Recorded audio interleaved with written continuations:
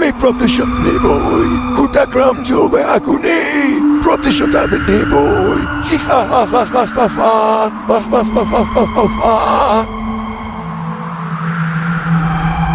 পরিতোষ কিছুক্ষণের মধ্যেই শ্মশান থেকে চলে যাচ্ছিল, কিন্তু মাঝপথে মাটি থেকে একটা হাত বেরিয়ে এসে তার পাকে আঁকড়ে ধরে, আর সেখান থেকে আওয়াজ বের হতে শুরু করে।